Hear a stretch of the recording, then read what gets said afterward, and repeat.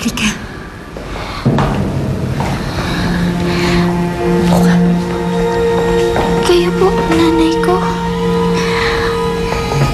Oo, Alice. Ako ang nanay mo. Esmeralda ang pangalan ko.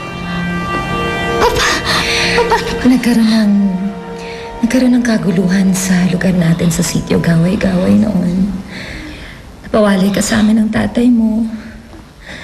Tapos nung paalis na tayo, biglang inanod ng tubig ang bangkang kinalalagyan mo. Matagal bago ko nalaman na nandito ka, Alice. Inisa-isa ko ang mga bayan na pwedeng may nakakuha sa'yo noon. Matagal na panahon ang binilang, Alice. Pero hindi ako nawala ng pag-asa. Hindi ako sumuko. Dahil ganun kita kamahal, anak. Hanggang sa may nakapagsabi sa akin na may nakakuha nga daw sa'yo na isang taong nagangalang Ipeng. Taon din ang binilang mula nang nahanap ko yung Ipeng na yon. At ngayon ko lang nalaman na nandito ka nga. Anak, ang tagal kong nangutilasa. ang tatay ko po. Sino po siya?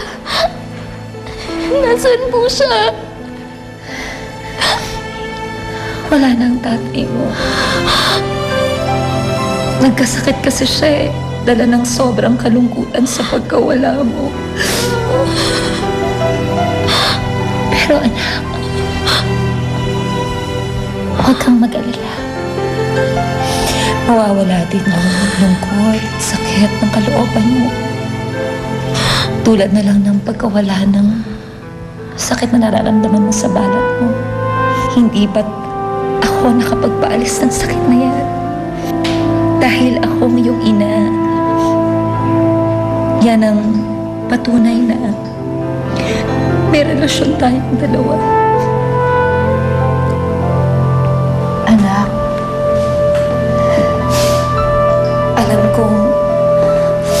alam kong mahirap para sa'yo na tanggapin ang lahat. Dahil mahabang panahon tayo nagkalayo, pero kahit minsan hindi ka nawala sa puso ko. Inay? Inay ko!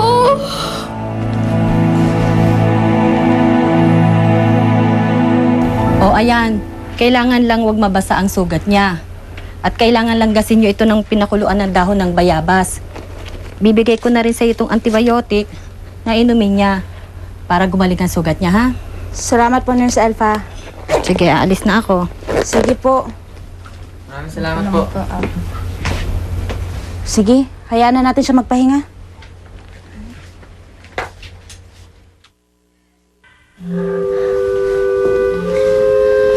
Pasensya na po kayo.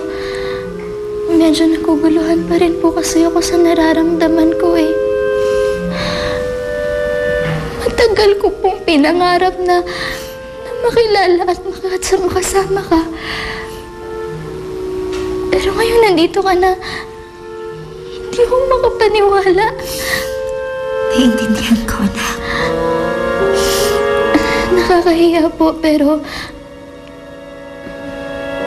sa totoo lang, dumating po yung oras na nagalit ako sa inyo. Kasi akala ko hinayaan niyo lang akong anurin dun sa bangkay. Nanay mo ako, Alice. Hindi ka dapat nahihiya. Nararamdaman ko ang nararamdaman mo at naiintindihan ko yun.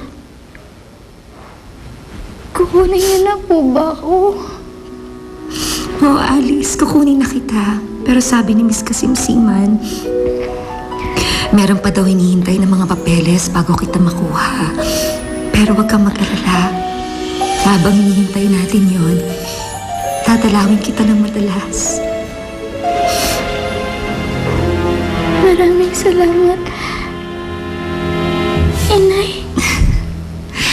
Ang tagal kong nangulila sa'yo, anak.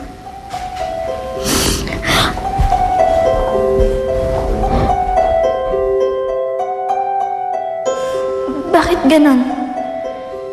Bakit... Bakit parang hindi kasing gaano inaasahan ko pakiramdam yung nararamdaman ko sa kanya?